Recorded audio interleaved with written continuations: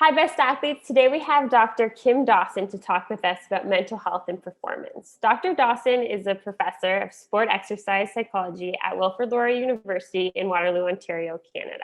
Her extensive education and research in psychomotor behavior and exercise science gives her a deep understanding of the issues that affect performance, working with elite athletes, Olympians, and professional sport organizations for over 10 years. She's developed the principles of Mind to Achieve to support people in their quest for personal success. So thank you so much for joining us today. Oh, you're welcome. I'm looking forward to it. So let's start from the beginning here. Can you walk us through your personal journey in sports to lead you to this profession? That's a great question. I enjoy actually asking a question about my sport history because I'm usually answering it about some athlete that I'm working with. So for me, I was a multi-sport athlete. I played everything from volleyball to soccer to basketball and track, just essentially one of those multi-sport athletes. And when I got to university, I actually, in those days, you could be on different teams. So I had tried out for the basketball, soccer, and volleyball and made all of them and decided to play volleyball.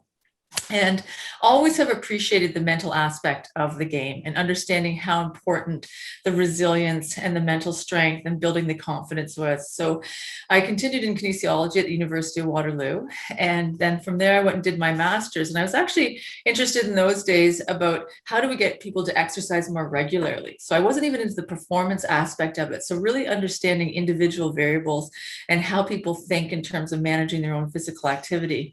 Then came back to went to the University of Illinois, did a master's in science there in exercise science, and came back to do my PhD in psychomotor behavior. And just came right to Wilfrid Laurier and really have enjoyed working there as a professor. And around 2008, I was starting to be recruited by different coaches saying, can you help our teams? Can you help our athletes maximize their performance and meet their potential? And that's when I started to do the consulting. So I've been doing that probably now for about 12 years, working with anywhere from very recreational athletes to very elite professional Olympic types of athletes. That's awesome. Yeah, the kind of tie between your personal experiences, the education piece, and now I know that you are impacting so many athletes. Oh, thanks. So you do work with lots of athletes at a variety of different levels. So what would you say the most predominant reason an athlete would seek your guidance? I think there's a number of different reasons. So, first of all, there are some athletes that might identify the fact that maybe they're struggling with a mental aspect of what they're doing. So, that type of athlete would come to me and say, I feel that I'm losing my confidence in the middle of the game. Is there any techniques or strategies that we can utilize? Sometimes it's a parent that might identify something with their children. I love being contacted by parents that, for example, in the world of gymnastics, will say, this is a high challenge environment for my daughter. Even though she absolutely loves it, I understand what this environment has the potential to do. Could you help work with that and make sure it's always in a healthy way? It can be a coach that simply says, we're going after something a little bit different than we have every other year, is that we really want to step up our game and we want to make sure we've got the total package. So we're not just doing the physiological training, but we're also doing the psychological training. And again, it can be anywhere from, I'm working with actors now and executives, anyone that understands that in a performance environment, that it's going to change the way you think and feel and do. So how can we prepare ourselves to be in those environments to be as successful as we possibly can? That's awesome. And I think it's great to see the different perspectives. And it might be something that's so minor to one person, but something that could make a world of a difference. Absolutely. And I think one of the fallacies about working with someone who's a mental skills consultant is that something has to be wrong at the beginning. And that's absolutely not the truth. It's individuals that are actually doing a whole lot right and want to figure out how to do it better. And as I always say, like, you're just putting such investment of your time into this endeavor of sport or physical activity. Let's make sure that we're getting as much transference as we can when we have that competitive or that evaluation, or even maximizing the experience. So if we can help somebody think about their performance or think about the way that they are training differently so that they can feel more joy with it, that's a big win for me too. I want someone to really enjoy that chapter of their lives. Definitely. And that's makes a huge difference. If you love what you do, it doesn't feel like work, right? And in any aspect. So of course, in sports, there's a lot of focus on the physical side of things, but a key piece is that mental side. So with that being said, what can athletes do to better their mental performance in a typical year? One of the things that I always want athletes to do is just become aware of who they are. Right. So it takes a lot of reflection in terms of what are my strengths and where are my opportunities to grow. And you'll notice that I won't say weaknesses because they're not. I never want someone sitting in front of me saying, this is it, this is everything I've got, I have no place to change. Right. So we all have a place to change. So that's the very first piece of the puzzle, is really looking at what do you do well? And what are the places that we can grow? Like, was it your pre-game training? Is it, where do you start to lose your stamina? Is it at the end of the game? Is it your relationship with your coach? Is there someone in the stands that might jeopardize what your performance might be? So it can be very unique and very different. But the first step is really having people sit down and reflect on their self. And I always say, ask them the $1,000,000 question, which is why? Why is this important to you? Why are you doing what you're doing? Why would you invest this amount of time for something that you're doing at this time? So it's been really interesting to me because COVID has naturally induced some of that reflection. Right? We're going to see a lot of people that are changing directions in their lives. We're going to see a lot of people that are stepping up in their game. We're going to see a lot of people stepping out of their sport as they start to reflect on what this is and how meaningful it is or isn't to them in their lives. So if we can start from that place of awareness, and athletes can understand why they're doing what they do and why they want what they want, then I can help them get there in maybe a faster way, or add some suggestions that might just make it much more beneficial and enjoyable for them. That's great. And I think that's an important piece, to be able to do that self-reflection. And sometimes it's difficult to be able to do that and know where to start. Yeah, so, absolutely. What advice would you be able to give to youth athletes that want to play at that next level? I think there's no replacing, first of all, doing the do. Right? So as I say, sports psychology isn't mystical, it isn't magical. So having a goal and an action plan won't get you there if you're not going to do the hard work behind it. So definitely a good routine, good structure. Very fundamentally, humans really drive themselves with how they feel. I feel that I want to work out today, so I do it. What I try to do is flip the narrative, right? So I try to explain that even the most elite athletes don't feel like running every single day or doing their weight training or doing those sorts of things, but they have a really good plan and they have a really good structure and a really good routine, and they're extremely disciplined. So quite often I'll say to athletes, I don't care how you feel today. And I don't mean it in a negative way, but I truly don't, because if we waited for our feelings to guide us, we really just wouldn't put in the time and the effort that's necessary to do it. So trusting a plan, trusting the process, and really taking those feelings out of it and just doing the do. And quite often when I talk to athletes and they tell me maybe I'm not feeling very motivated, and then I ask them about their schedule and they're actually doing the work, I say, I have no problem with you. So right now, it doesn't really matter to me whether you feel motivated, whatever you're defining that as, you're still doing the hard work that needs to be done. So there really isn't any escaping that aspect of it. Training efficiently, understanding what your body's capable of doing, have trust in someone that's giving you that program. Those are the fundamentals. And then after that, then I can help work. I say it's kind of like layered nuances. Now we can start dealing with the confidence, because now you have to honor that work by seeing what you've done. Right? So we don't want to have that disconnect where an athlete has done so much, but they've lost their confidence because they haven't reflected on that amount of work. They haven't trained their brain to see the things they're doing versus the things they haven't done. So work comes first, reflection on that work, and then growth out of that reflection. That's great. I'm going to take that advice with me. So thank you for sharing that. So with COVID in mind, this is a very challenging time for everybody, and especially those young athletes who are unable to play the sport that they love. So what advice can you give those athletes right now? Well, it's interesting because I have been working with a number of teams through this whole COVID aspect of it. And there have been some amazing, amazing organizations that have really tried to take the time to help these athletes work through it. At this stage right now, I'm allowing athletes to be much more flexible and permissible in terms of what they need to do. Because let's really say we're coming to the second season of change now for most athletes. Didn't matter whether we were a winter or fall or a summer athlete, we're coming to the second season. It's different now. And so a lot of those athletes were very regulated and they were able to structure themselves. So the message early on was, we've lost the structure. So what that means is, in structured sport, our young athletes pretty much just got in the car, their parents drove them there, and everything was decided and defined for them. So really push those athletes into determining what they wanted to do for the day and taking much more control over that aspect of it. And I've seen so many athletes step into that. So the growth that I've seen in COVID is absolutely unbelievable for some of these 14 and 15-year-old kids that really have taken on this self-governance that you normally wouldn't get to 10 years down the line. So that's really impressive. Now, having said that, they're tired. Right? They're tired. They're losing interest in doing the small groups. They're losing interest in what that looked like. So as I just said to a coach yesterday, I said, give them lots of flexibility. So say, here's your workouts in the next 7 days. I want you to get 4 of these in. You determine the day and you determine the time.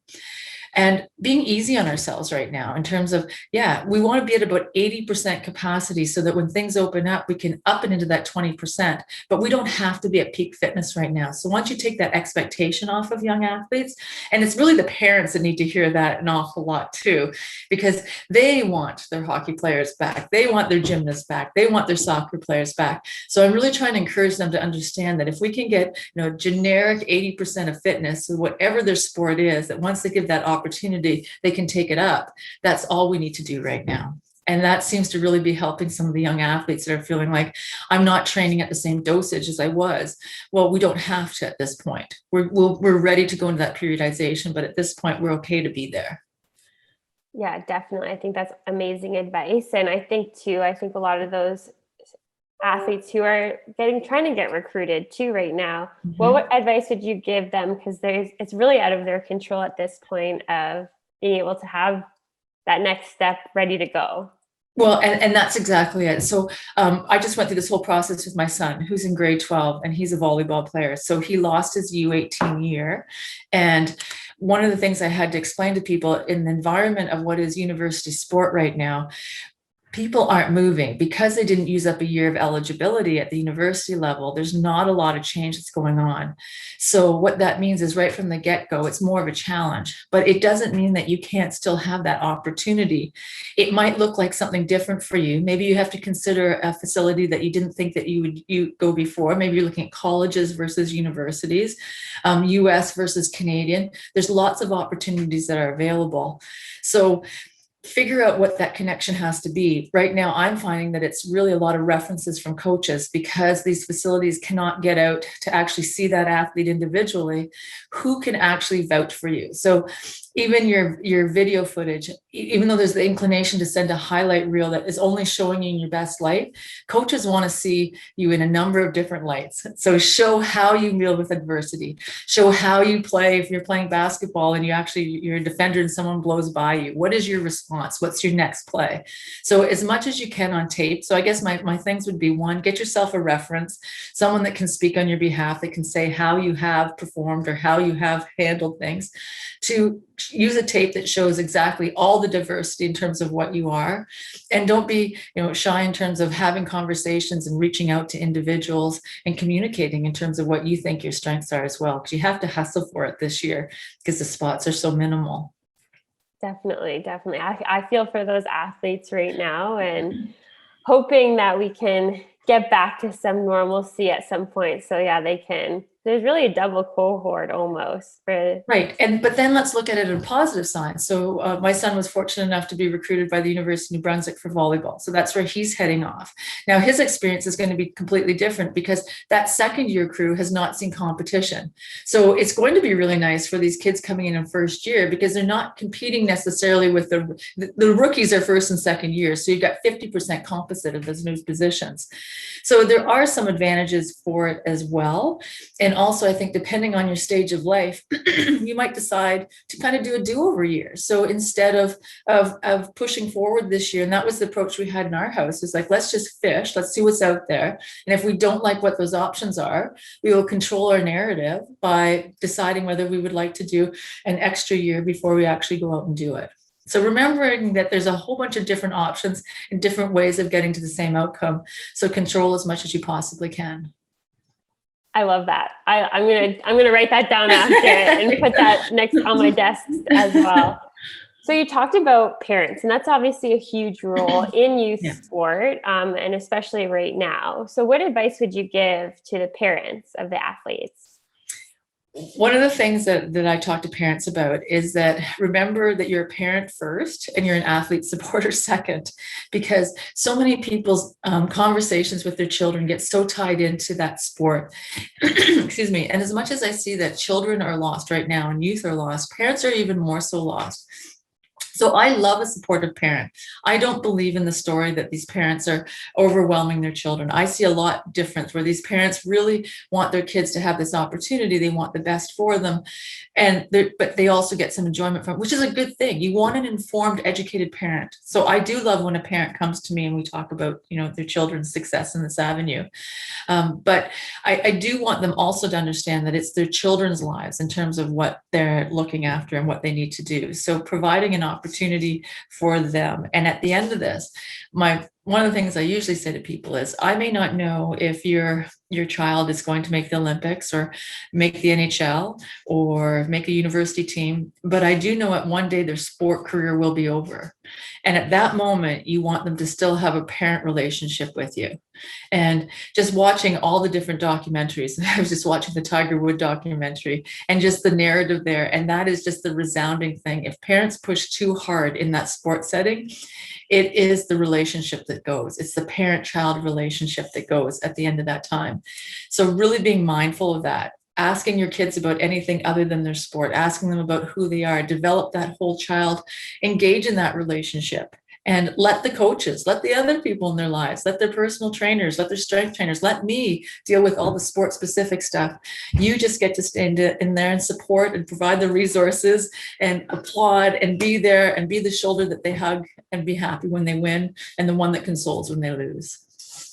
That's great advice. And speaking about coaches now, and especially right now, as you said, everyone's kind of struggling in their own way. What advice can you give to coaches to not only support their athletes, but help themselves stay motivated? Well, it was an email I wrote yesterday actually to a coach that said, at this stage of the game, I'm more concerned about you than I'm concerned about your athlete. Because if you're in a position where you're trying to motivate the masses, you'll lend to burnout and staleness. And we naturally are there right now because what we've done is we've taken away the reward for the work, right? Like that's essentially what COVID has taken away, the reward for the work. So we're all toiling and doing the work without those really nice highs of competition or those really nice evaluations or those social situations at tournaments or any of those things that go, hey, all that work was worthwhile. So really reminding coaches that they're human too.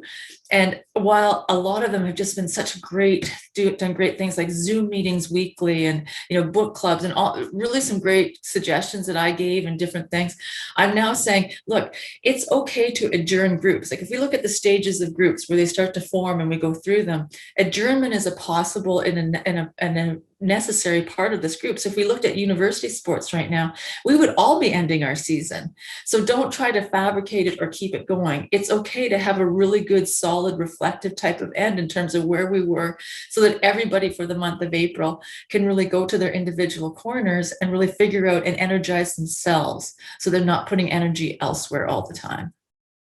I think that is such great advice. And I think everybody at this point can use that. Coaches, parents, athletes, even people who aren't in sports.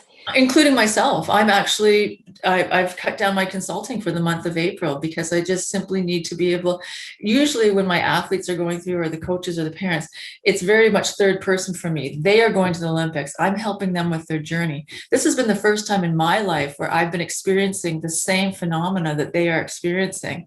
So really making sure that I've got that energy for what they need, but also energy for myself and how I need to manage and cope with this or my family as well. So that's what I say for this month of April is that everybody should just take a nice big step back, take a deep breath, reflect on what's working, and really be honest if you need to just really come down a little bit and do more self-reflective, quiet types of activities versus the social aspect of giving. Absolutely. That's amazing advice. And is there obviously every person is different. So what works for me may not work for you and whatnot, but is there any like basic tips and tricks that athletes and coaches can be able to apply right now during this time to just kind of take a deep breath? Is there any tips and tricks that you would be able to provide us? I would say find something that individually is fulfilling for you, right? So I think at the beginning of this whole process, we were really very much trying to simulate a competitive situation. And that's what coaches were trying to do. And now I'm saying, I would like you to pick up activities that are as dissimilar from your sport as they possibly could. I'd like you to have some engagement in something else. So if you're a strength training athlete, try to do more running or cardiovascular, silly things like just engage with, rollerblade, do puzzles, paint, whatever those things are that we need to do at this point. So try to find something that you can mentally engage with on your own. And that difference has to be something that perhaps you didn't consider before, but the world isn't going to give us something different right now. We have to find that different ourselves. And that can be calling someone that you haven't called before, or having conversations out on the street. One of the things that I think is so interesting is that research shows us that these microbursts of connections are what's missing in COVID. So a microburst would be like you and me walking across the campus and you saying, hey, Kim, and I say, hey, Courtney, how are you? And we talk for 2 minutes and we go off on our way. So I'm really encouraging athletes to have that same type of microburst interaction with people. And that means like keep your head up when you're walking. We don't have to avoid each other. It's okay to say hello and maybe reach out to somebody that we haven't connected with in a very, very long time. And trying different activities, because you have to remember a lot of these structured sport athletes didn't have the opportunity to ride their bikes or go for walks or play basketball in their driveway. So those are all things that we still can do. So think about what we can do versus what we can't do. Great. Yeah, absolutely. I think that's awesome. So I know obviously you have probably hours and hours of advice that you could share with us, but is there any last minute advice that you would like to share with best athletes? With the best athletes, I'm giving athletes permission to be who they need to be right now. My one thing that I'm saying, my non-negotiable, is don't let small problems become bad problems or big problems, right? So we've been at this thing so long now that we've developed some very different habits. Take a strong reflection of those habits and see if those habits are leading you down a negative pathway. Right. So if you could just take a moment and sit back and just say, how do I spend my day? What is it that I'm doing? What is my long-term goal? Right. So if I still want to be able to meet this accomplishment, what do I have to do today? And if it's difficult today, if you're not finding the energy to do it today, then think about in the next 7 days, what do I have to do to continue working towards that step? Because I am concerned about athletes losing opportunities, not because they're aware of losing those opportunities, because they just haven't thought about what's necessary to do it. So things are sliding off people's plates right now. Things are sliding off and moving away. So make sure as an athlete, you understand the choices that you're making and the things that you might have to engage in so that you still have those opportunities when this world opens up again. Thank you for sharing that. And thank you so much for taking the time to talk with me today. I know Best Athletes is going to take all of your advice. I know I sure am, and apply it. So that's great. Thank you very much, Courtney. I really appreciated it.